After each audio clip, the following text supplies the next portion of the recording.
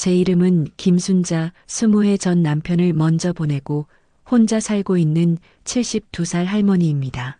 토요일 오후 3시 평소처럼 마당에서 상추를 따고 있던 저에게 11살 손녀 현주의 목소리가 바람처럼 날아왔어요. 빨리 도망가라는 말이었습니다. 상추 바구니를 든 손이 멈춰 섰어요.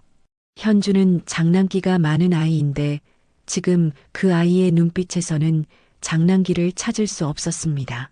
작은 어깨가 떨리고 있었고 입술은 바짝 마른 채였어요. 저는 허리를 펴고 현주를 바라봤습니다. 현주는 주위를 두리번거리더니 제 귀에 입을 대고 속삭였어요. 나쁜 아저씨들이 밤에 온다는 것이었습니다. 아빠랑 엄마가 큰 소리로 얘기하면서 할머니 이름도 나왔다고 했어요. 현주의 손이 차갑게 식어 있었습니다. 이 아이가 무슨 말을 하는 건지 정확히 이해할 수는 없었지만 불안이라는 감정만큼은 고스란히 전해졌어요. 저는 상추 바구니를 땅에 내려놓고 현주의 어깨에 손을 올렸습니다. 현주가 더 자세히 설명해 줬어요.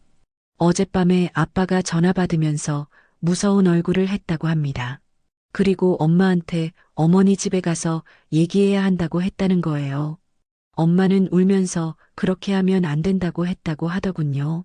제 가슴이 쿵 내려앉았어요. 20해 전 남편을 잃고 혼자서 아들 성우를 키워낸 세월이 주마등처럼 스쳐 지나갔습니다. 특히 성우가 18살 때 맹장 수술을 해야 했는데 수술비가 없어서 제가 시어머니에게서 물려받은 금반지를 팔았던 기억이 났어요. 그때 성우가 병원 침대에서 미안하다며 울었던 모습이 지금도 생생합니다. 새벽 5시에 일어나 김밥집을 차려 하루 종일 서서 일하며 성우 대학까지 보낸 그 고된 날들이요. 성우가 32살에 좋은 사람 만나 결혼한다고 했을 때 얼마나 기뻤던지 모릅니다. 현주가 태어났을 때는 온 세상을 다 가진 기분이었어요. 그런데 요즘 들어 뭔가 이상했습니다. 성우는 예전처럼 자주 연락하지 않았고 며느리 영희도 만나면 어색하게 웃으며 눈을 피했어요. 특히 현주가 그렸던 가족 그림이 계속 마음에 걸렸습니다. 지난주에 본 그 그림에서 엄마는 눈물을 흘리고 있었고 아빠는 얼굴이 새까맣게 칠해져 있었어요. 그런데 더 충격적인 건 그 그림 한 구석에 집이 불타는 모습이 그려져 있었다는 거예요. 현주가 제 손을 꽉 잡으며 간절하게 말했습니다. 오늘은 우리 집에 오지 말라는 부탁이었어요. 제발이라는 말까지 붙여서요. 평상시 같으면 현주는 제가 집에 가려고 하면 자고 가라며 떼를 쓰던 아이였어요. 그런 아이가 오지 말라고 한다는 것은 분명 심각한 일이 있다는 뜻이었습니다. 현주가 더 놀라운 이야기를 해줬어요. 그 나쁜 아저씨들이 돈 얘기하면서 할머니 집 얘기도 했다는 거예요. 아빠가 시간을 좀 더 달라고 했는데 그 사람들이 더 이상은 안 된다며 구체적인 계획을 말했다고 합니다. 내일까지 할머니를 설득하지 못하면 직접 나서겠다는 협박이었어요. 그리고 할머니가 혼자 사는 걸 다 알고 있다고 누구도 도와줄 사람이 없다는 것까지 조사했다고 했다는 거예요. 제 등골에 소름이 돋았어요. 돈 문제, 그리고 제 집 얘기까지. 예전에 텔레비전에서 본 사기 사건들이 머릿속에 떠올랐습니다. 나이 많은 사람들을 노려 집이나 땅을 가로채는 수법들 말이에요. 마당에서 안채로 들어가는 길에 현주는 제 손을 꽉 붙잡았어요. 아빠가 무섭다고 요즘 맨날 화나 있다고 했습니다. 대청마루에 앉아 현주와 마주보니 이 아이의 얼굴에서 예전의 밝음을 찾을 수 없었어요. 언제부터였을까요? 현주가 우리 집에 올 때마다 조용해진 것이, 예전에는 떠들썩하게 할머니를 외치며 뛰어들던 아이가 요즘은 조심스럽게 문을 열고 들어왔습니다. 현주가 더 구체적인 이야기를 해줬어요. 며칠 전부터 아빠가 할머니 서류함을 뒤지는 걸 봤다고 합니다. 그리고 이상한 남자들이 집 앞에서 서성거리는 것도 봤다고 하더군요. 현주에게 물어봤어요. 혹시 엄마나 아빠가 할머니 얘기하지 말라고 했는지 말이에요. 현주는 잠시 망설이더니 작은 목소리로 대답했어요. 아빠가 할머니한테 절대 말하지 말라고 했다는 거예요. 그런데 할머니가 걱정돼서 말한다고 하더군요. 제 가슴이 무너져 내리는 것 같았습니다. 제 아들이 제 손녀에게 비밀을 지키라고 했다니.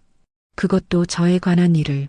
그때 현주가 더 충격적인 말을 했어요. 어젯밤에 이웃 김아주머니가 엄마한테 할머니 집 주변을 맴도는 남자들을 봤다고 했다는 거예요. 그런데 엄마가 갑자기 얼굴이 하얘지면서 아주머니 손을 꽉 잡고 아무 말하지 말라고 간절히 부탁했다고 합니다. 김아주머니가 왜 그러냐고 물어보니까 엄마가 오해받을 일이 생길 수 있다며 눈물까지 글썽였다고 해요. 이상했습니다. 왜 누군가 제 집 주변을 맴돌고 있는데 며느리가 그렇게까지 필사적으로 숨기려고 하는 걸까요? 단순한 걱정이 아니라 뭔가 계획된 일인 것처럼 보였어요. 오후 4시가 되자 현주는 불안해하며 집으로 돌아가야 한다고 했어요. 현주를 배웅하며 대문까지 나선 저는 길 건너편에 낯선 검은색 승용차 한 대가 서 있는 것을 보았습니다. 차 안에는 2명의 남자가 앉아 있었고 그들은 우리 집 쪽을 계속 쳐다보고 있었어요. 현주도 그 차를 보았는지 제 손을 더 세게 잡았습니다. 저 차가 어젯밤에도 우리 집 앞에 있었다고 했어요. 아빠가 그 사람들이랑 얘기할 때 목소리가 떨리고 있었다고 하더군요. 저는 재빨리 휴대폰을 꺼내 그 차의 번호판을 몰래 촬영했습니다. 왠지 나중에 필요할 것 같은 예감이 들었거든요. 현주의 손을 꽉 잡고 집 안으로 들어갔어요. 뒷문으로 나가서 골목길을 통해 현주를 집에 데려다 주었습니다. 성훈의 집 앞에서 현주와 헤어지며 저는 아이에게 무슨 일이 있으면 할머니한테 전화하라고 당부했어요. 현주는 진짜 조심하라며 간절하게 말했습니다. 집으로 돌아오는 길에 저는 계속 뒤를 돌아봤어요. 그 검은 승용차는 보이지 않았지만 누군가 저를 지켜보고 있다는 느낌을 떨칠 수 없었습니다. 저녁 7시쯤 성호에게서 전화가 왔어요. 오늘은 집에 있으라고 바쁜 일이 있어서 찾아뵐 수 없다고 했습니다. 성호의 목소리는 평소와 달랐어요. 무언가 숨기고 있다는 느낌, 그리고 조급함이 묻어났습니다. 제가 현주가 와서 이상한 얘기를 했다고 하니까 성호가 즉시 현주가 뭐라고 했는지 물어봤어요. 그런데 그 말투가 이상했습니다. 마치 현주가 어떤 특정한 이야기를 했을 거라는 걸 미리 짐작하고 있는 것 같았어요. 평소 같으면 아, 현주가 왔구나 정도로 반응했을 텐데 이번에는 무엇을 말했는지 너무 구체적으로 그리고 급하게 확인하려 했습니다. 성호의 목소리가 갑자기 날카로워졌어요.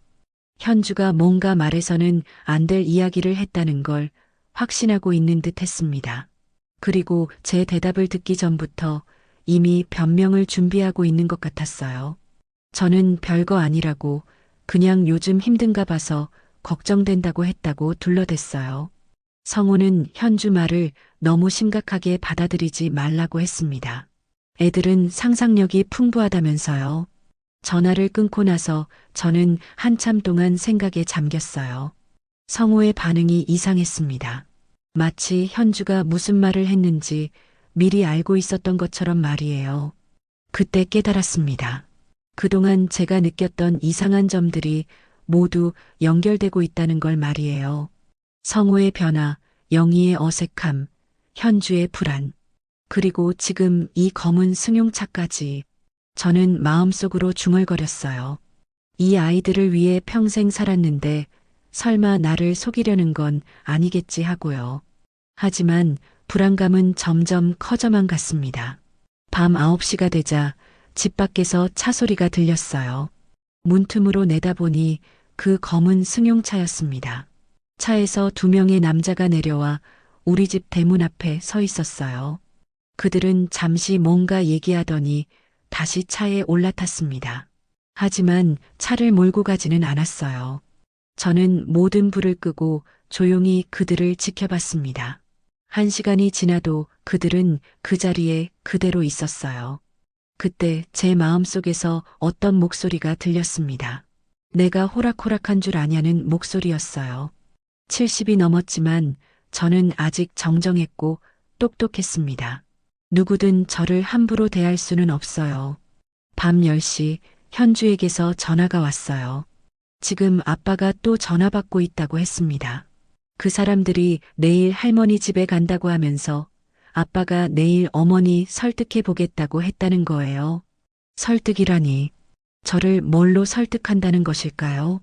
현주에게 아빠 엄마가 뭐라고 있는지 물어봤어요. 엄마는 방에서 울고 있고 아빠는 계속 서류 같은 것을 보고 있다고 했습니다. 그런데 그 서류들 중에 할머니 이름이 적힌 종이도 있었다고 해요. 현주가 무섭다고 했습니다. 특히 아빠가 전화 통화하면서 내일이면 끝난다고 말하는 걸 들었다고 하더군요. 저는 현주에게 괜찮다고 말했지만 사실 저도 무서웠어요. 70이 넘은 나이에 이런 일을 겪게 될 줄은 꿈에도 몰랐습니다. 전화를 끊고 나서 저는 결심했어요. 현주의 말대로 도망가야겠다고. 적어도 내일 아침에 그 사람들이 올 때까지는 집에 있으면 안 되겠다고 생각했습니다. 저는 작은 가방에 며칠치 옷가지와 통장, 도장을 넣었어요. 그리고 현주가 그려준 가족 그림을 꺼내 다시 봤습니다. 검은 크레파스로 칠해진 아빠, 눈물 흘리는 엄마, 그리고 그 사이에서 작게 웅크린 현주. 심지어 집이 불타는 모습까지. 이 그림이 진실을 말해주고 있었던 거예요. 새벽 5시, 저는 뒷문으로 조용히 집을 나섰습니다. 검은 승용차는 아직 그 자리에 있었어요. 골목길을 통해 버스 정류장으로 향하면서 저는 지난 70년의 인생에서 이렇게 무서웠던 적이 있었나 생각해 봤습니다. 버스에 오르며 뒤를 돌아보니 멀리서 그 검은 승용차가 움직이기 시작하는 것이 보였어요. 현주의 경고가 맞았습니다. 정말로 나쁜 사람들이 와 있었던 거예요. 버스가 움직이기 시작하자 저는 안도의 한숨을 내쉬었어요. 하지만 이것은 시작에 불과하다는 예감이 들었습니다. 제 아들이, 제 가족이 무엇에 휘말려 있는 것일까요? 그리고 저는 어떻게 이 상황을 헤쳐나가야 할까요? 창밖으로 스쳐가는 풍경을 보며 저는 현주의 마지막 말을 떠올렸어요. 진짜 조심하라던 그 간절한 부탁 말이에요. 11살 손녀의 간절한 경고가 저를 지금 이 버스 안으로 이끌었습니다. 그리고 이 선택이 옳았다는 확신이 들었어요. 적어도 지금은. 하지만 도망만이 해답일 수는 없었습니다. 언젠가는 돌아가서 이 모든 것을 해결해야 해요. 제 손녀를, 그리고 진짜 제 가족을 지키기 위해서 말이에요. 버스 창밖으로 스치는 새벽 풍경을 보며 저는 마음속 깊이 묻어두었던 기억들을 하나씩 꺼내보았어요. 언제부터 우리 가족에게 균열이 생기기 시작했을까요? 25년 전 남편이 갑작스런 심장마비로 세상을 떠났을 때 성우는 겨우 15살이었습니다. 그때 저는 48살. 하늘이 무너지는 것 같았지만 울고 있을 시간은 없었어요. 성우를 키워야 했으니까요.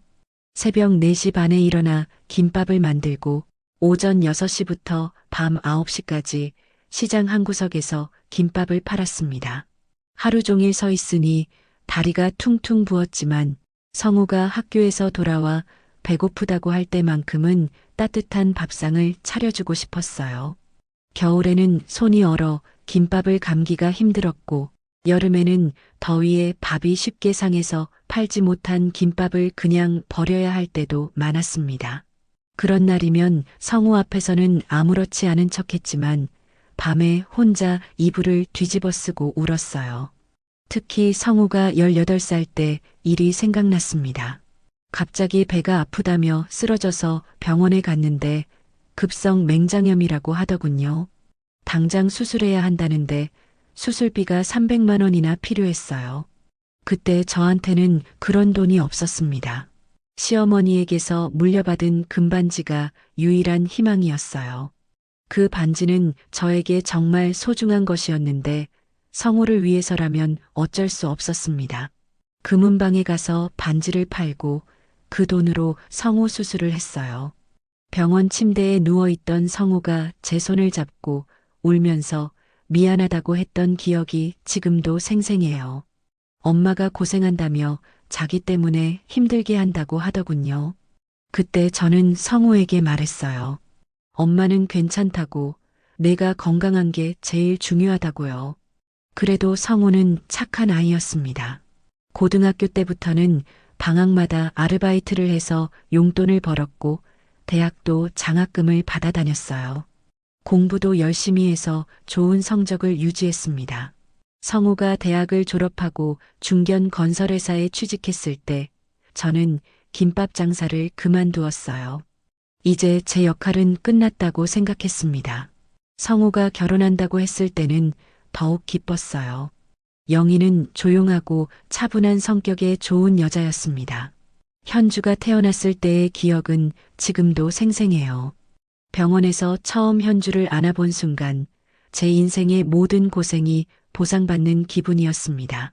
작고 연약한 그 생명체가 제 품에서 잠들어 있을 때 저는 세상에서 가장 행복한 사람이었어요. 그런데 언제부터였을까요? 행복했던 가족 사진에 보이지 않는 금이 가기 시작한 것이 처음에는 사소한 변화였습니다. 성우가 주말에 우리 집에 오는 횟수가 줄어들었어요. 예전에는 매주 토요일이면 어김없이 영희와 현주를 데리고 왔는데 어느 순간부터 한 달에 한 번, 두 달에 한 번으로 줄어들었습니다. 요즘 회사 일이 바빠서라고 말하는 성우의 표정에서 예전의 밝음을 찾을 수 없었어요. 뭔가 깊은 고민에 빠져 있는 것 같았지만 제가 물어보면 괜찮다는 말만 반복했습니다. 그러고 보니 이상한 일이 있었어요. 석 달 전쯤 성우가 갑자기 우리 집에 와서 어머니 중요한 서류들이 어디 있는지 물어봤습니다. 집 등기부등본이나 통장, 도장 같은 것들 말이에요. 왜 그런 걸 물어보냐고 하니까 요즘 사기 사건이 많으니까 안전한 곳에 보관하는 게 좋겠다고 하더군요.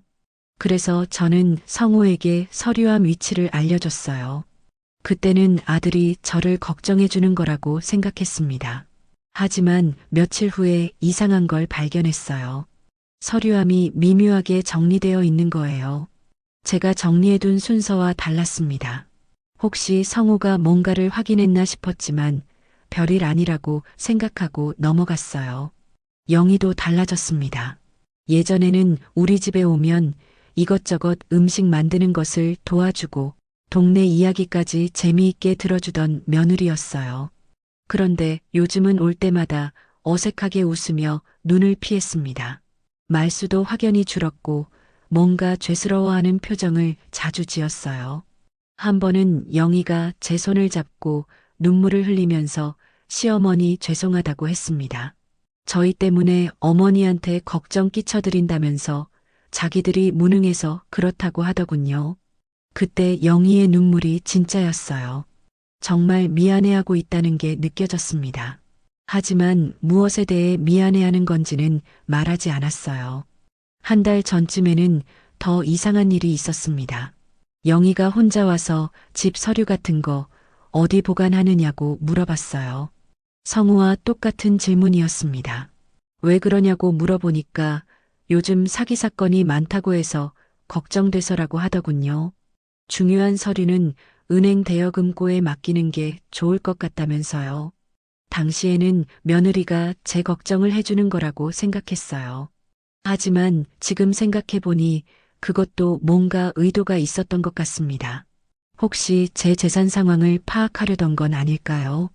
가장 큰 변화는 현주였어요. 예전에는 우리 집에 오기만 하면 할머니를 외치며 뛰어와 안기던 아이가 언제부턴가 조심스럽게 인사를 하고 어른들 눈치를 보기 시작했습니다. 그리고 그 그림이 있었어요. 두 달 전 현주가 그려서 가져온 가족 그림.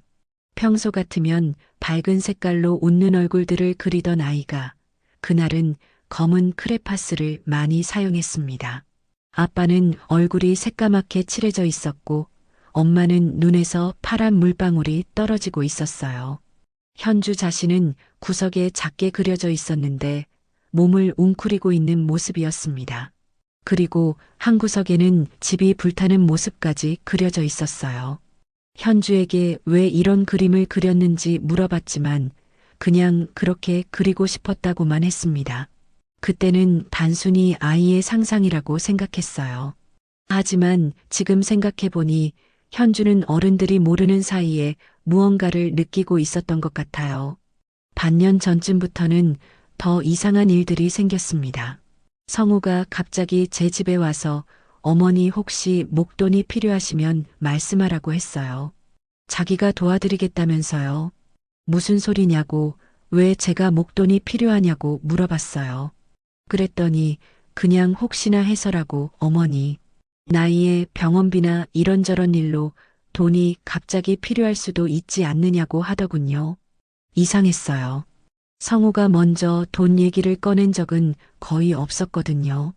오히려 제가 돈 모자라면 언제든 말하라고 하면 괜찮다고 말하던 아이였는데 그때 성우의 표정이 묘했습니다.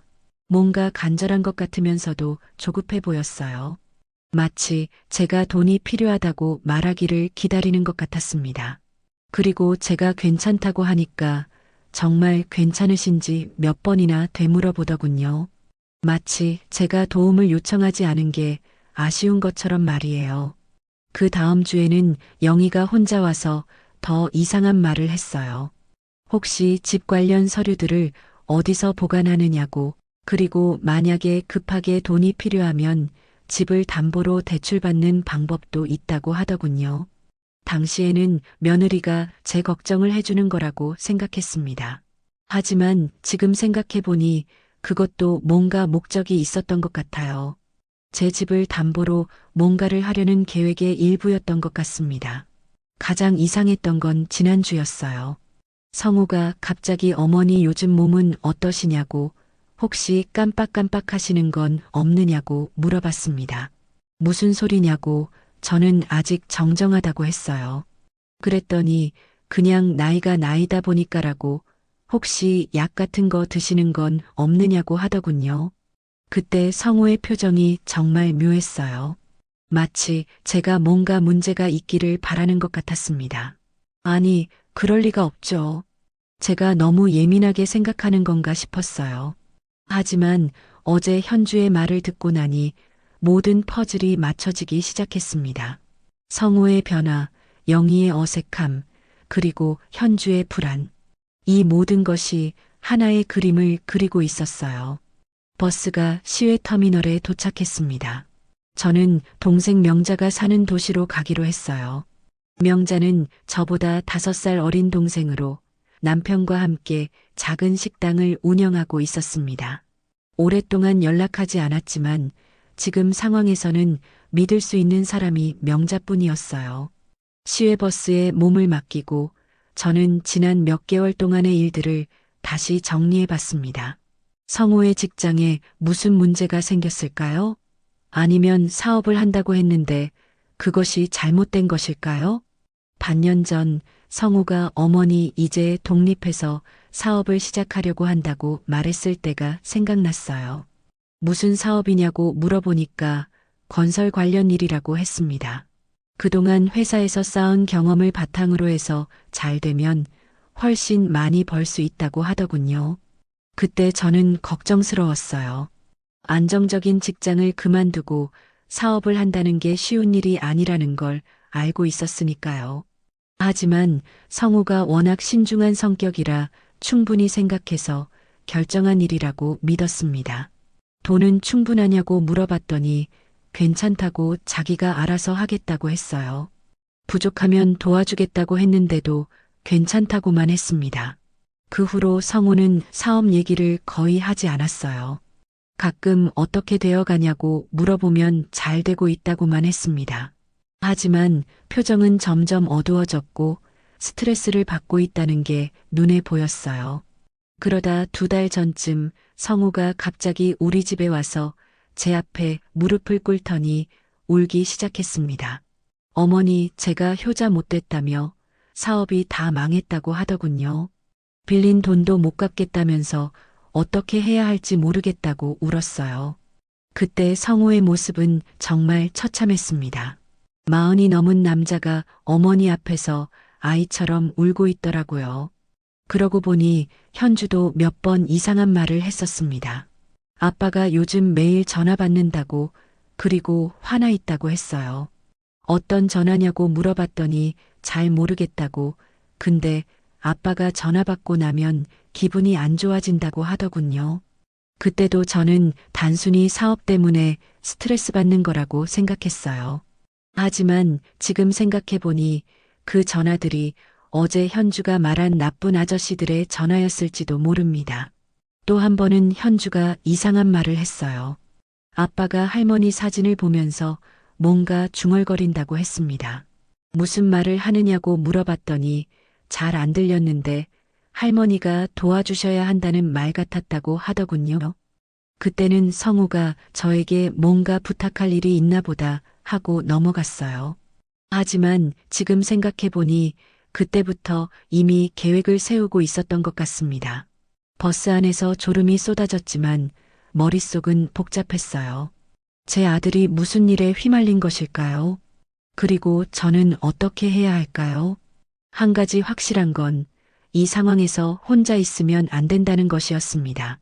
현주의 경고가 맞다면 정말로 위험한 사람들이 저를 노리고 있는 거예요. 명자에게 전화를 걸었어요. 갑자기 연락한다면서 무슨 일이냐고 물어보더군요. 좀 복잡한 일이 생겼다고, 며칠 있어도 되겠냐고 했더니 당연하다고 하면서 언제 오냐고 했습니다. 지금 가고 있다고, 오후에 도착할 것 같다고 했어요. 명자는 더 자세한 건 묻지 않았습니다. 50년 넘게 자매로 살아온 사이라 서로의 목소리 톤만 들어도 상황을 짐작할 수 있었어요. 창밖으로 익숙한 풍경들이 사라지고 낯선 도시의 모습이 나타나기 시작했습니다. 제 인생에서 이렇게 도망치듯 집을 떠난 적은 처음이었어요. 하지만 후회는 하지 않았습니다. 현주의 그 간절한 눈빛이 저를 여기까지 이끌었어요. 그 아이가 할머니를 지키려고 했듯이 이제는 제가 그 아이를 지킬 차례였습니다. 명자의 도시에 도착하면 일단 상황을 정리해보자고 생각했어요. 그리고 성우에게 직접 물어보자고. 도대체 무슨 일이 일어나고 있는 건지 말이에요. 제 70년 인생에서 가장 혼란스러운 시기지만 포기할 수는 없었습니다. 제가 그토록 사랑했던 가족을 위해서라도요. 하지만 이제는 진짜 가족이 누구인지 다시 생각해 봐야 할 것 같았어요. 명자의 식당에 도착한 지 이틀째 되는 새벽 잠을 설치고 있던 저에게 다급한 전화가 걸려왔어요. 성우의 목소리였습니다. 평소보다 훨씬 떨리고 있었어요. 큰일 났다고, 영희가 병원에 실려갔다고 하더군요. 왜 무슨 일로 그런 일이 생겼냐고 물어봤어요. 성우는 계단에서 굴러떨어졌다고, 머리를 다쳤다고 했습니다. 그리고 빨리 와달라고 부탁했어요. 전화를 끊고 나서 저는 한참 동안 멍하니 서 있었습니다. 영희가 다쳤다고요? 어떻게 그런 일이 일어났을까요? 명자는 이미 일어나 있었어요. 무슨 일이냐고 물어보더군요. 며느리가 병원에 실려갔다고, 계단에서 떨어졌다고 했다고 말했습니다. 그럼 빨리 가봐야겠다고, 자기가 차로 데려다 주겠다고 하더군요. 명자와 함께 서둘러 고향으로 향하는 길에 저는 계속 불안한 생각이 들었어요. 영희가 계단에서 떨어진 게 정말 사고일까요? 아니면 다른 이유가 있는 건 아닐까요? 어제 현주가 말했던 것들이 계속 머릿속을 맴돌았습니다. 나쁜 아저씨들이 온다고, 아빠가 무서워한다고 했던 것들 말이에요. 혹시 그 사람들이 영희에게 뭔가 했을까요? 병원에 도착했을 때 시각은 오전 9시였어요. 응급실 앞에서 성우가 초췌한 얼굴로 서 있었습니다. 그의 오른손 등에는 붕대가 감겨 있었고 옷은 구겨져 있었어요. 저를 본 성우는 달려와 안겼습니다. 어떻게 하냐고, 영희가 어떻게 됐냐고 물어보더군요. 영희는 어떻게 됐는지, 많이 다쳤는지 물어봤어요. 성우는 머리를 꽤 세게 부딪혔다고 다행히 의식은 있는데 의사 선생님이 더 검사해봐야 한다고 했습니다. 그때 현주가 병원 의자에 앉아 있는 모습이 보였어요. 아이는 두 눈이 빨갛게 부어 있었고 작은 몸을 웅크리고 있었습니다. 현주가 저를 보자 눈물을 터뜨리며 달려왔어요. 할머니라고 부르면서요. 우리 현주 많이 무서웠겠다고 위로해줬습니다. 현주는 제 품에서 한참 동안 울었어요. 그러다 작은 목소리로 속삭였습니다. 아빠가 엄마를 때렸다고요. 제 등골에 서늘한 기운이 올라왔어요. 뭐라고 하는 거냐고 물어봤습니다. 현주는 어젯밤에 아빠랑 엄마가 큰 소리로 싸웠다고 했어요. 그리고 쿵 소리가 나더니 엄마가 비명을 질렀다고 하더군요. 저는 성우를 돌아봤습니다. 그는 현주의 말을 듣고 있는지 못 듣고 있는지 멍한 표정을 하고 있었어요. 담당 의사가 나왔습니다. 환자 보호자냐고 물어보더군요. 네, 환자 시어머니라고 대답했어요. 의사는 환자분이 머리 외상을 입었는데 단순한 낙상 사고로 보기에는 상처 양상이 좀 특이하다고 했습니다. 혹시 다른 외부 충격이 있었을 가능성은 없을까요? 의사의 말에 저는 성우를 쳐다봤어요. 성우는 고개를 숙이고 있었습니다. 구체적으로 어떤 점이 특이한지 물어봤어요. 의사는 머리 뒤쪽과 옆쪽에 여러 군데 상처가 있다고 했습니다. 특히 머리 옆쪽의 타박상은 둔기에 맞은 것처럼 보이고 뒤쪽 상처는 바닥에 부딪힌 흔적 같다고 하더군요. 계단에서 굴러떨어졌다면 보통 한두 군데 정도 부딪히는데 이렇게 여러 군데 다른 형태의 상처가 나는 경우는 드물다고 했습니다. 마치 누군가가 머리를 때리고 밀쳐서 넘어뜨린 것 같은 패턴이라고 하더군요. 그 순간 저는 분노가 치밀어 올랐어요. 제 아들이 며느리를 때렸다고요? 그것도 계단에서 밀쳐서요? 성우에게 정확히 뭐가 어떻게 된 거냐고 물어봤습니다. 성우는 한참 동안 말을 하지 못했어요. 그러다 떨리는 목소리로 말했습니다. 어머니, 자기들이 싸웠다고. 그런데 영희가 흥분해서 계단을 내려가다가 발을 헛디뎠다고 하더군요. 자기가 때린 게 아니라고요. 그럼 내 손은 왜 다쳤느냐고 물어봤어요. 영희를 붙잡으려다가 그랬다고 하더군요. 말이 안 됐어요. 영희를 붙잡으려다가 성우의 손등만 다치고 영희는 계단에서 떨어졌다고요? 그것도 성우 손에는 찰과상이 있는데 영희 팔에는 손가락 자국 같은 멍이 있다는 게 이상했어요. 현주가 다시 제 귀에 속삭였습니다. 할머니, 엄마가 때리지 말라고 소리쳤다고요. 그리고 쿵쿵 소리가 났다고 하더군요. 현주가 더 자세히 말해줬어요. 밤 10시쯤에 아빠 엄마가 거실에서 큰 소리로 싸우기 시작했다고. 처음에는 아빠가 소리만 지르더니 나중에는 뭔가 부딪히는 소리가 계속 났다고 했습니다. 그리고 엄마가 아이 깨잖아.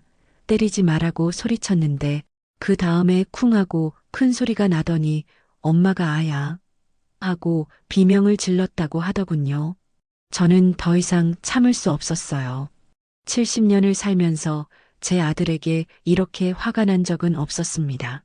성우에게 미쳤냐고, 어떻게 여자를 때릴 수가 있냐고 소리쳤어요. 그것도 현주 엄마를요. 성우는 오해라고, 자기가 때린 게 아니라고 했습니다. 그럼 뭐냐고, 현주가 거짓말한다는 거냐고 물어봤어요. 성우는 현주를 보더니 절망적인 표정을 지었습니다. 현주에게 아빠가 언제 엄마를 때렸다고 그러냐고 물어봤어요. 현주는 무서워하며 제 뒤로 숨었습니다.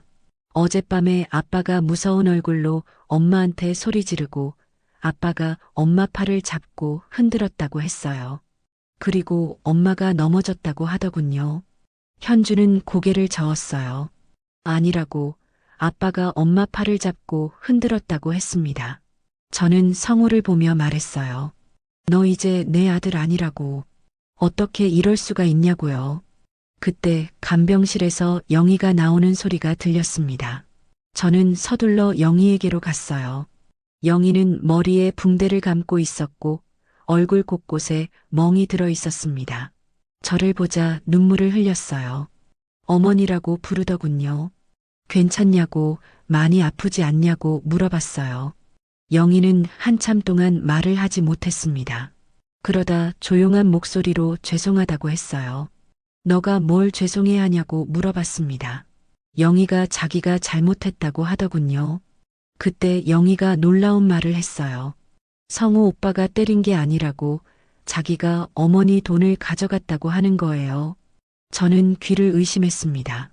뭐라고 하는 거냐고 물어봤어요. 성우 오빠 모르게 어머니 통장에서 돈을 빼냈다고, 그걸 성우 오빠가 어제 알게 됐다고 하더군요. 얼마나 가져갔느냐고 물어봤어요. 700만 원이라고 하더군요. 제가 쓰러질 뻔했어요. 700만 원이라니. 그 돈은 제가 평생 모은 전 재산의 절반이 넘는 금액이었습니다. 왜 그런 짓을 했느냐고 물어봤어요. 영희는 울면서 말했습니다. 성우 오빠가 사업하면서 빚을 졌다고 사채에서 돈을 빌렸는데 이자가 너무 높아서 원금이 2천만 원이었는데 지금은 3,500만 원이 됐다고 하더군요. 영희가 더 절망적인 목소리로 털어놨어요. 자기가 성우를 너무 사랑해서 견딜 수가 없었다고, 매일 밤 성우가 악몽을 꾸면서 잠꼬대로 어떻게 하지라고 중얼거리는 걸 보니까 가슴이 찢어질 것 같았다고 했습니다. 성우가 너무 괴로워해서 자기라도 뭔가 해야겠다고 생각했다고, 그래서 어머니 몰래 돈을 가져간 거라고 울면서 고백했어요. 그럼 저한테 말하지, 왜 몰래 가져가냐고 물어봤어요. 성우 오빠가 어머니한테는 절대 말하지 말라고 했다는 거예요. 걱정 끼쳐드리기 싫다고요.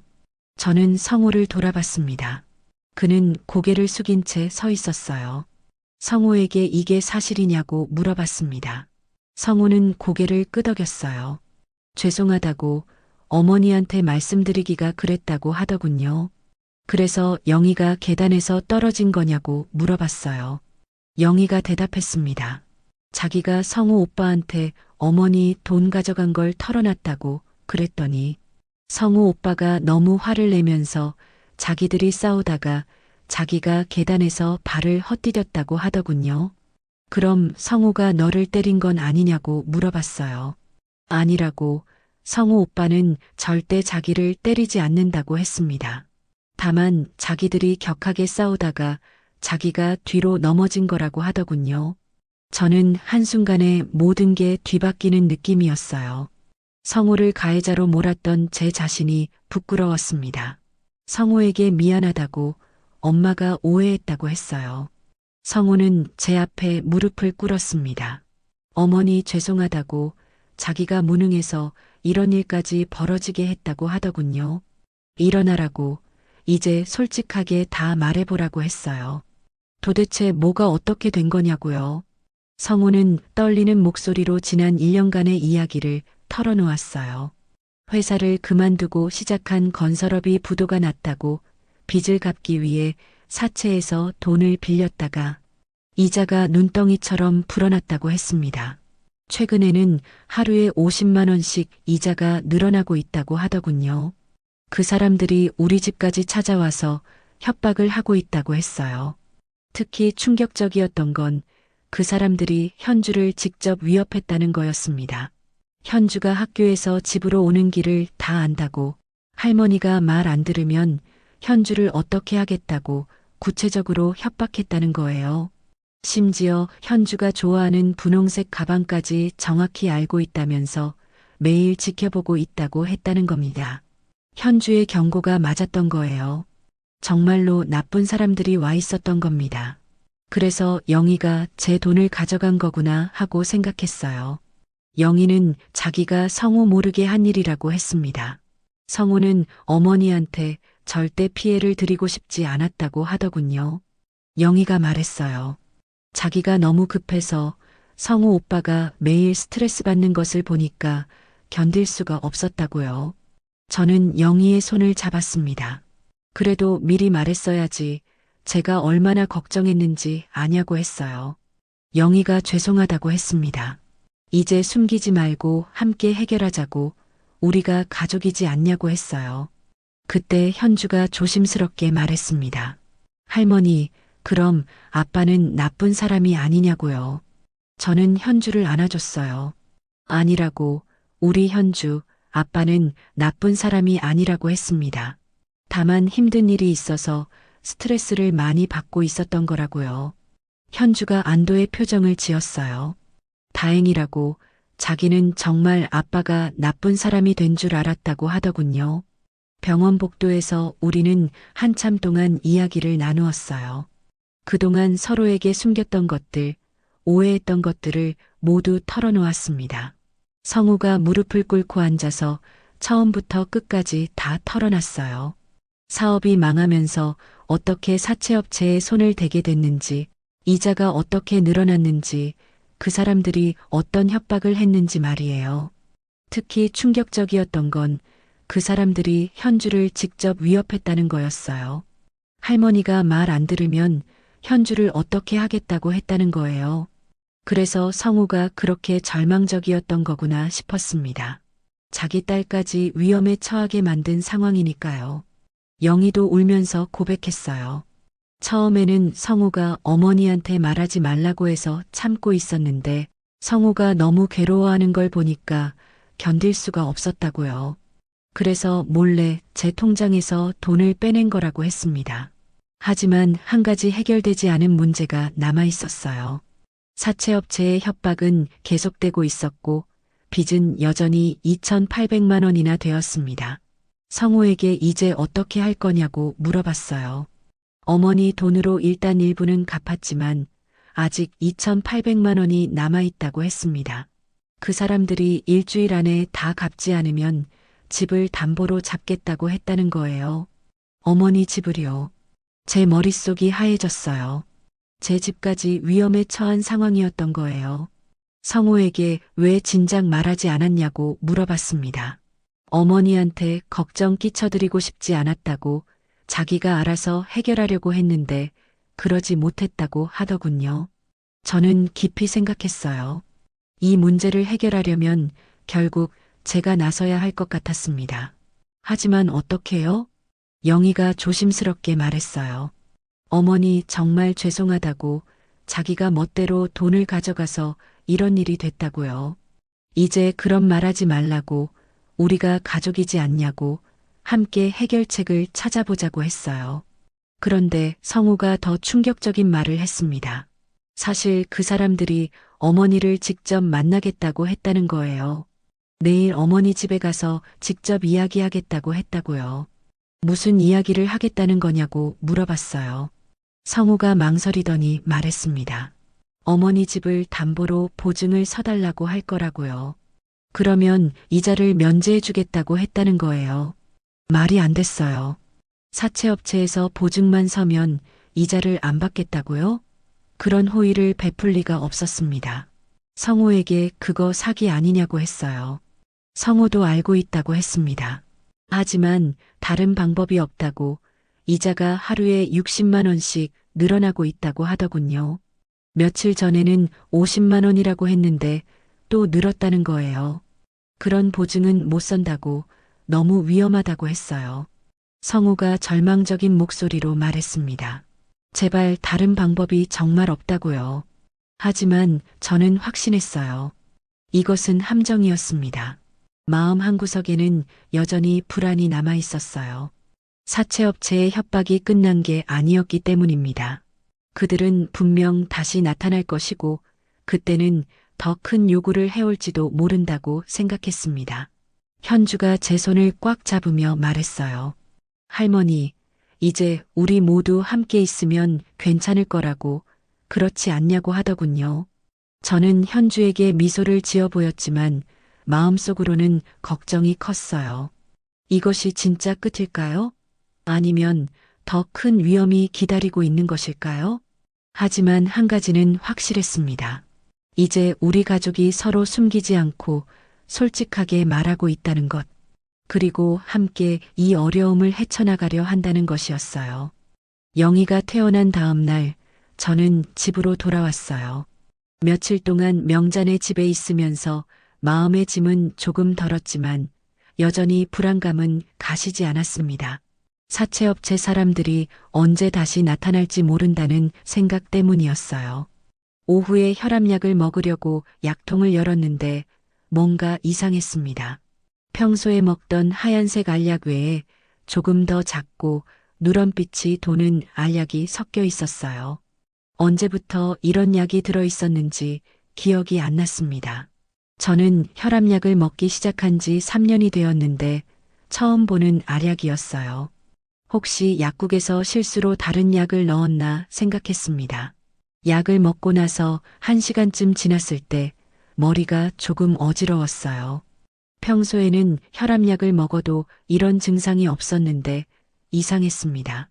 그런데 더 이상한 건 아침에 뭘 했는지 잘 기억이 나지 않는다는 것이었어요. 나이 탓인가 싶었지만 평소에 저는 기억력이 좋은 편이었습니다. 장을 보러 가면서도 메모 없이 다 기억해서 사오곤 했는데 오늘은 왜 이렇게 머리가 흐릿할까요? 저녁 6시쯤 현주에게서 전화가 왔어요. 목소리가 다급했습니다. 지금 괜찮냐고 물어보더군요. 괜찮다고 했더니 혹시 오늘 약 드셨냐고 물어봤어요. 먹었다고 했더니 현주가 잠시 망설이더니 충격적인 말을 했습니다. 어제 엄마가 할머니 약통에 뭔가 넣는 걸 봤다는 거예요. 뭐라고 하는 거냐고 물어봤어요.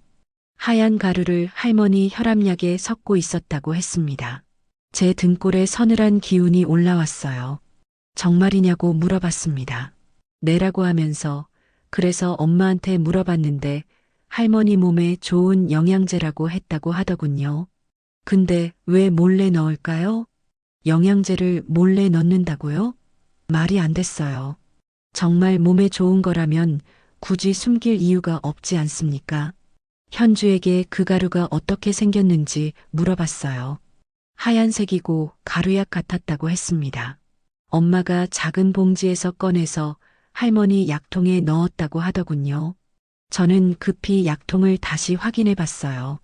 그동안 제가 이상하다고 생각했던 누런빛 알약들. 혹시 이것들이 영희가 넣은 것일까요? 현주가 더 놀라운 이야기를 해줬어요. 사실 어제부터 엄마가 약에 이상한 걸 넣는 걸 봤는데 너무 이상해서 엄마한테 따져봤다는 거예요. 뭐라고 했는지 물어봤습니다. 엄마한테 왜 할머니 약에 다른 걸 넣냐고 물어봤더니 엄마가 깜짝 놀라면서 절대 아빠한테 말하지 말라고 했다는 거예요. 그래서 현주가 그럼 할머니한테는 말해도 되냐고 했더니 엄마가 할머니한테도 말하면 안 된다고 가족이 모두 힘들어진다고 했다고 해요. 그런데 현주가 용기를 냈다고 했습니다. 엄마한테 할머니한테 나쁜 짓 하지 말라고 그러면 자기가 할머니한테 다 말하겠다고 했다는 거예요. 그랬더니 엄마가 어떻게 했냐고 물어봤어요. 엄마가 울면서 현주 말이 맞다고 하지만 아빠가 너무 힘들어해서 어쩔 수 없었다고 했다는 거예요. 그리고 오늘부터는 할머니 약에 아무것도 안 넣겠다고 약속했다고 하더군요. 그때 현주가 또 다른 이야기를 해줬어요. 엄마가 약속은 했지만 아빠가 무서워서 어쩔 수 없이 또 넣을지도 모른다고 생각했다는 거예요. 그래서 현주가 영리한 방법을 생각해냈다고 했습니다. 무슨 방법이냐고 물어봤어요.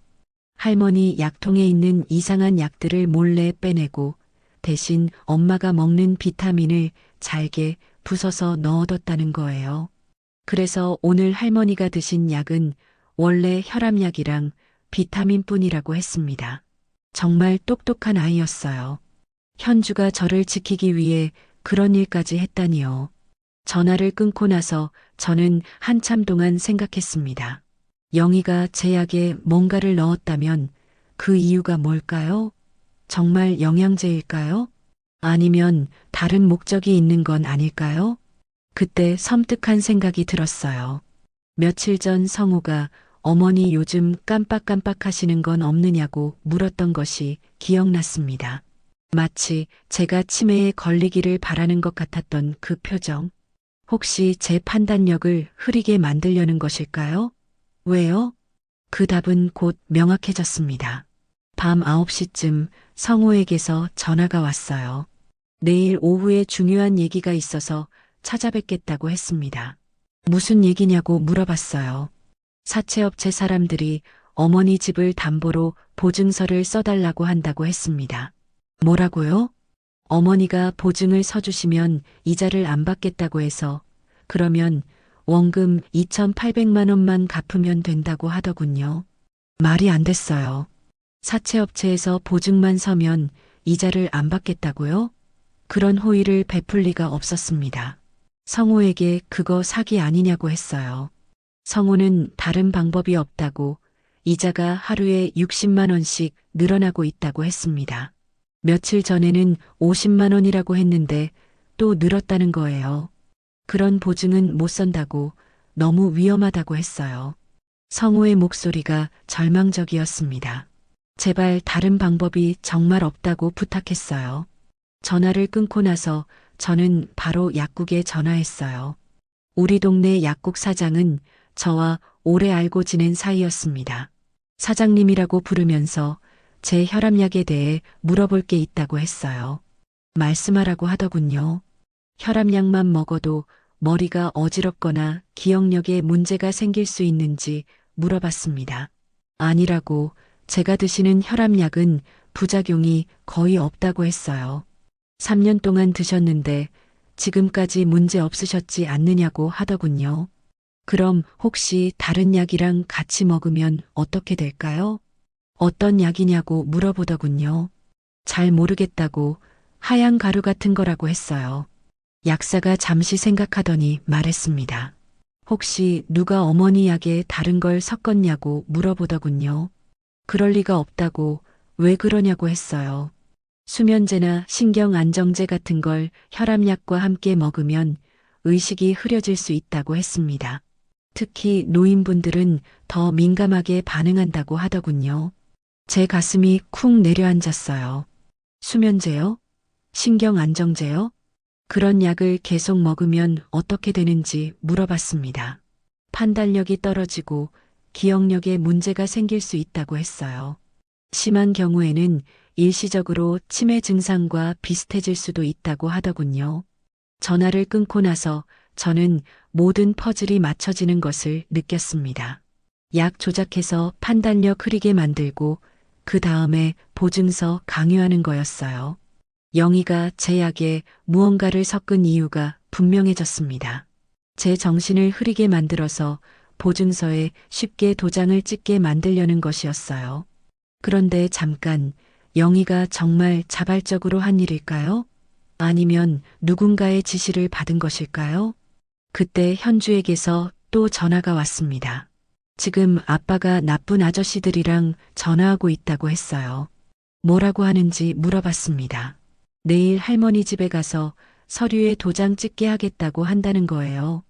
그리고 어머니 약 때문에 정신이 좀 흐릿하시다고 했다고 하더군요. 제 온몸에 소름이 돋았어요. 성우도 이 계획에 참여하고 있었던 거예요. 현주에게 아빠가 언제 그런 계획을 세웠는지 들었는지 물어봤습니다. 일주일 전부터라고 했어요. 나쁜 아저씨들이 노인 정신 흐리게 만들어서 보증 받아내는 방법이 있다고 했다는 것 같다고 하더군요. 그리고 그 사람들이 구체적으로 알려줬다고 했어요. 먼저 약으로 정신을 흐리게 만들고 가짜 의사한테 진단서를 받고 그 다음에 어르신이 약속했다고 거짓말하면서 도장을 받아내는 방법이라고 했습니다. 더 무서운 건 그 사람들이 성호에게 이런 방법으로 다른 할머니들도 많이 속였다고 자랑했다는 거예요. 심지어 성공하면 다음에 또 다른 할머니를 소개해달라고 했다고 합니다. 일주일 전이면 영희가 제 약통을 건드리기 시작한 시기와 일치했어요. 현주에게 엄마도 이 계획을 알고 있는지 물어봤습니다. 네라고. 엄마가 처음에는 싫다고 했는데 아빠가 다른 방법이 없다고 설득했다고 하더군요. 저는 배신감에 온몸이 떨렸어요.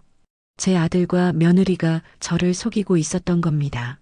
그것도 제 정신을 흐리게 만들어서 재산을 갈취하려는 계획의 말이에요. 그런데 현주가 더 충격적인 말을 했어요. 오늘 오후에 낯선 아저씨가 집에 왔다고 의사 가운을 입고 있었다고 했습니다. 무슨 의사냐고 물어봤어요.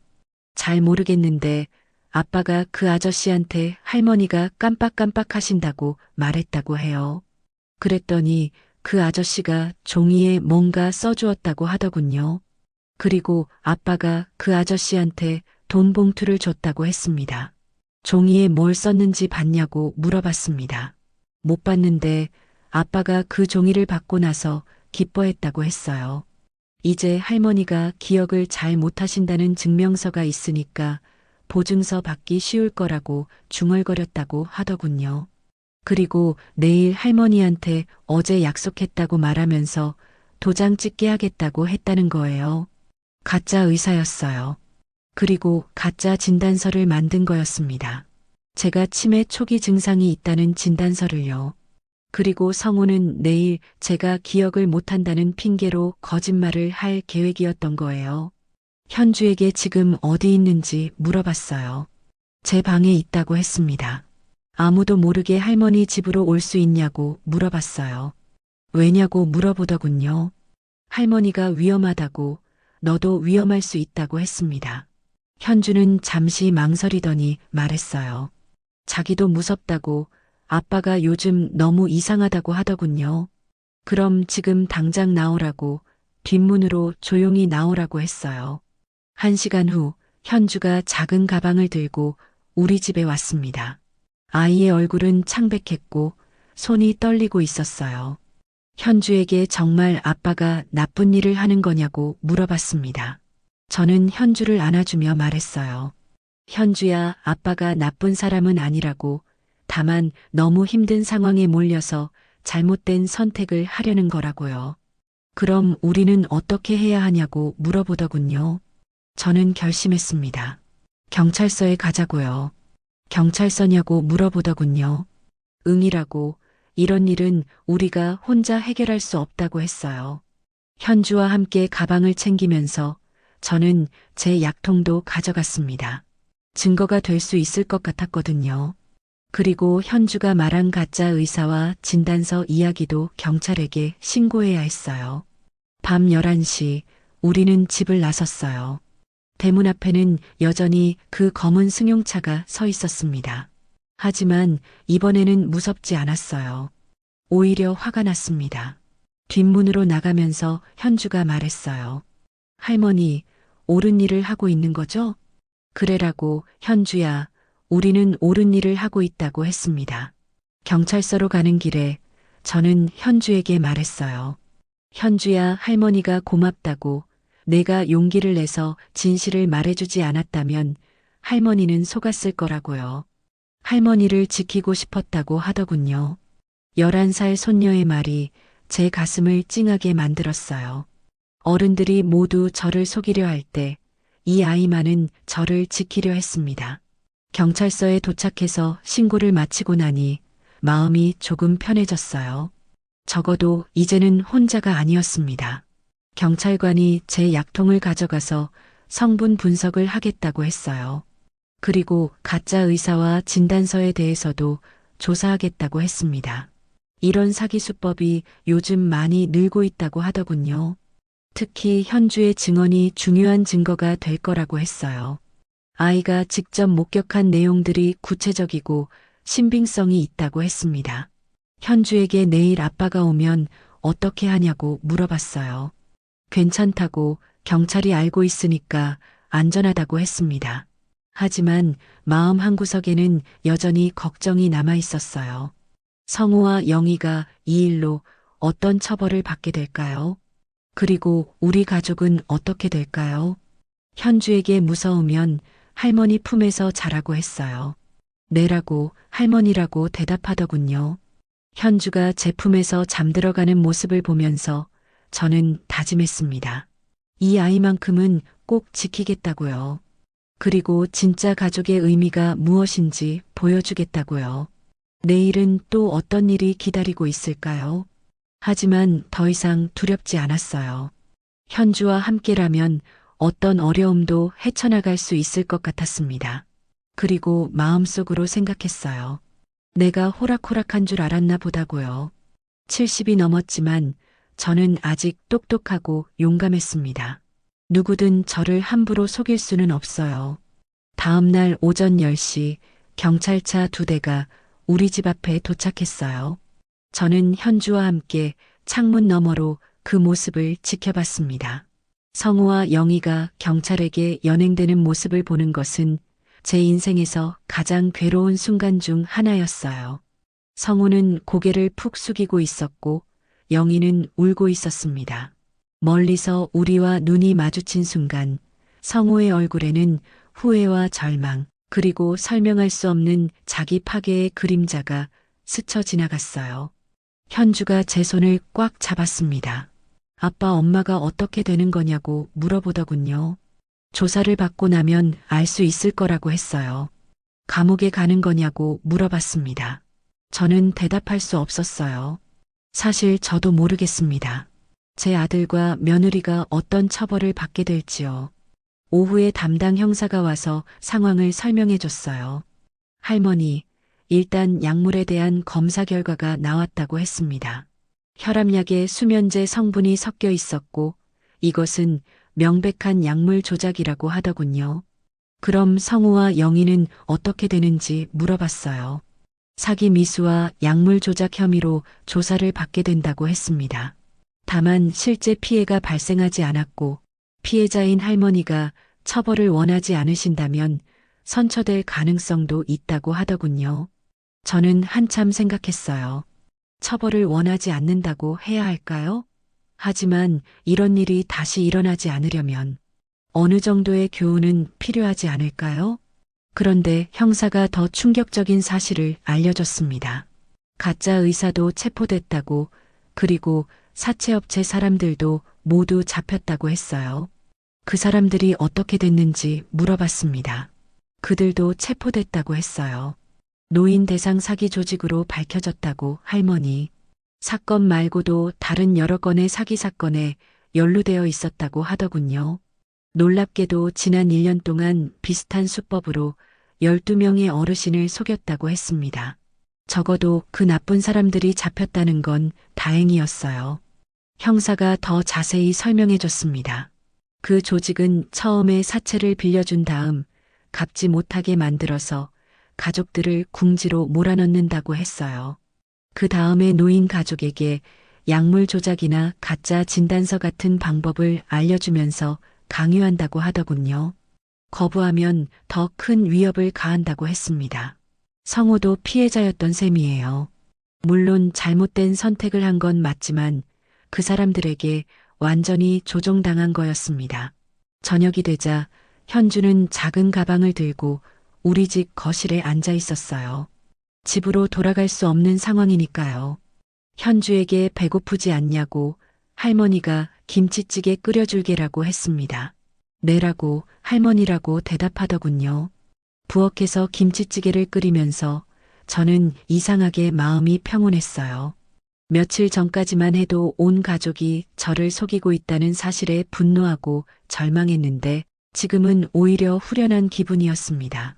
진실이 밝혀졌고 더 이상 속을 일도 없고 누군가 제 약에 이상한 것을 섞을 걱정도 없었어요. 무엇보다 현주와 함께 있으니 외롭지 않았습니다. 현주에게 이제 그 이상한 약 안 먹어도 되죠? 라고 물어봤어요. 응이라고 안 먹어도 된다고 했습니다. 할머니는 우리 현주 절대 안 잊는다고요.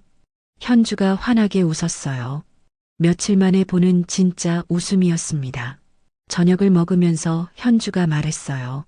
할머니, 저 이제 어떻게 되는 거냐고 아빠 엄마가 없으면 어떻게 하냐고 물어보더군요.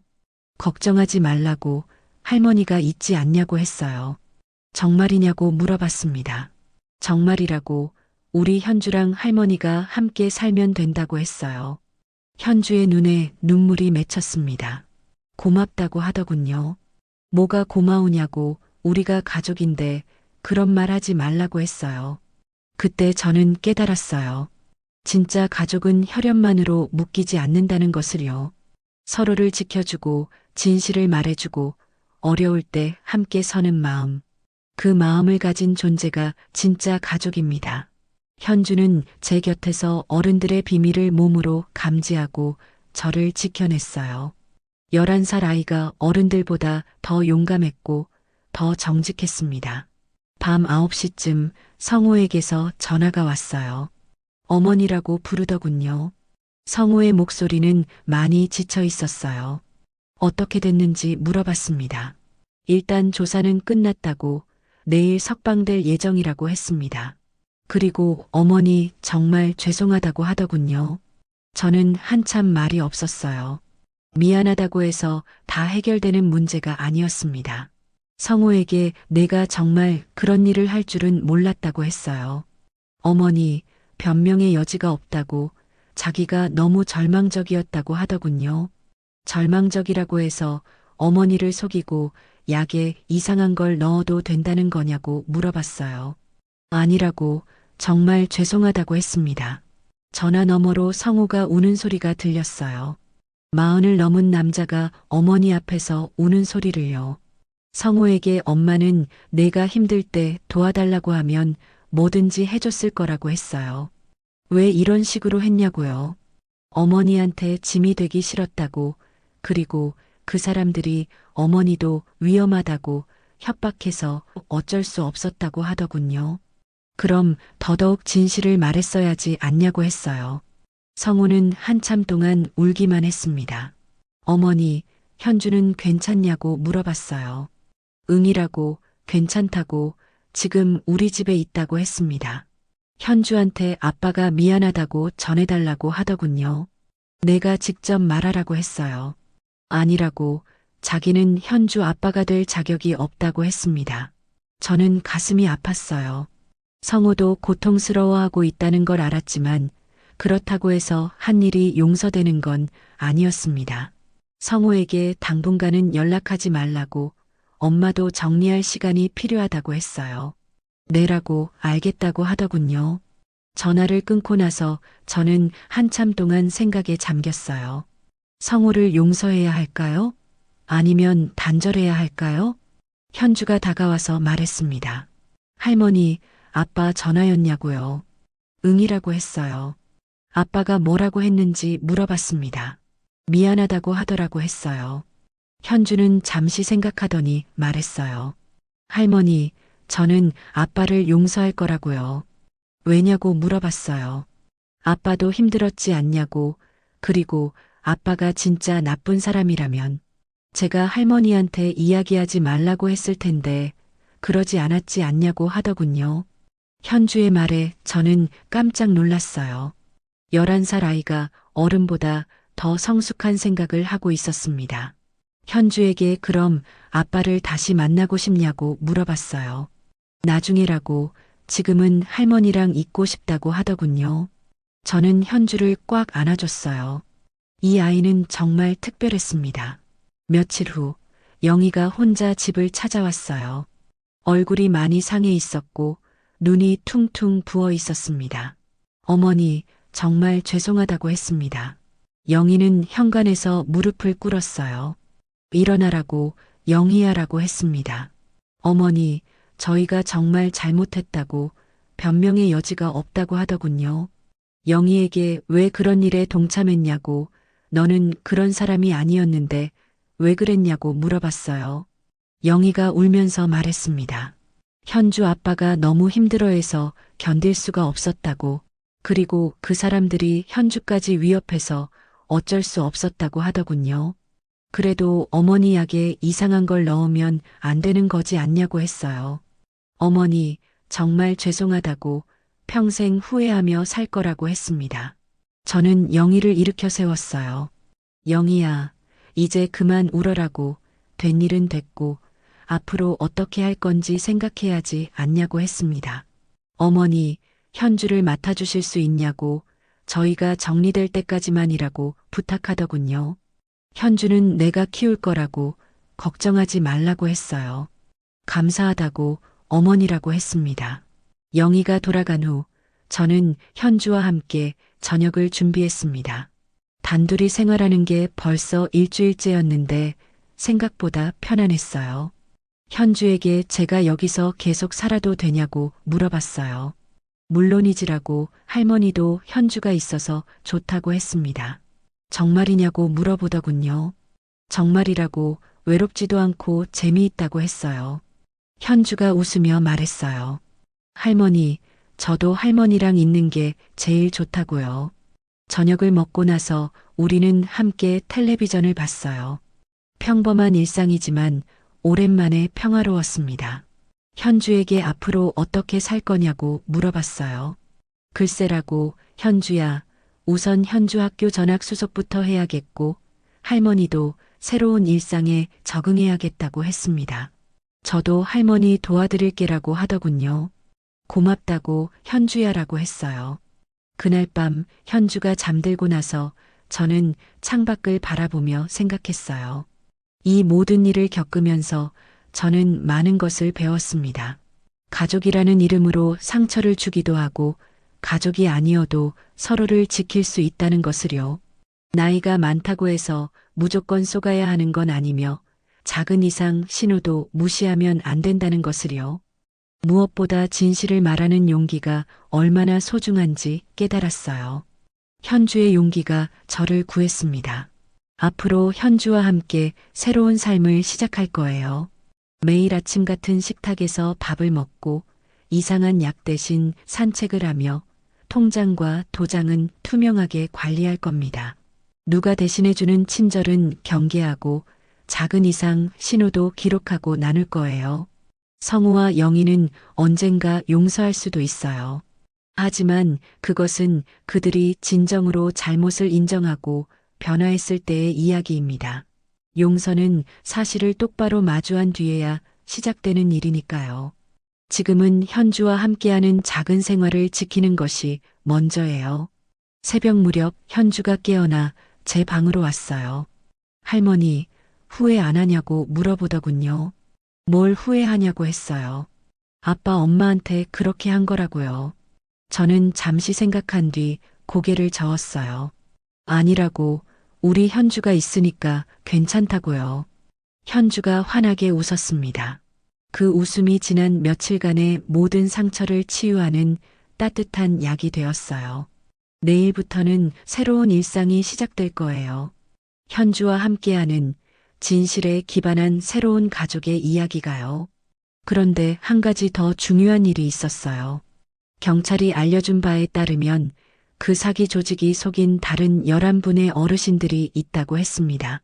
저는 그분들을 찾아가서 제 경험을 나누고 앞으로 이런 일이 생기지 않도록 도움을 드리기로 결심했어요. 현주도 함께 가겠다고 했습니다. 할머니가 혼자 하는 것보다 둘이서 하는 게 더 좋을 거라고 하더군요. 그래서 우리는 새로운 사명을 갖게 됐어요. 우리와 같은 피해를 당하지 않도록 다른 어르신들을 도와드리는 일이요. 창밖에 달빛이 하얗게 번지는 순간 저는 확신했어요. 도망이 아니라 구원이었던 선택을 서로의 체온으로 확인하며 두 사람의 작은 생활을 지키는 일로부터 이 세상의 변화를 다시 시작하겠다고요. 그리고 마음속으로 다짐했습니다. 현주와 함께라면 어떤 어려움도 이겨낼 수 있을 거라고요. 진짜 가족이란 이런 거구나 하면서요. 지금까지 김순자 할머니와 손녀 현주의 따뜻한 이야기였습니다. 여러분도 오늘 하루 가족들과 따뜻한 시간 보내시고 항상 건강하시길 바라겠습니다. 좋은 하루 되세요.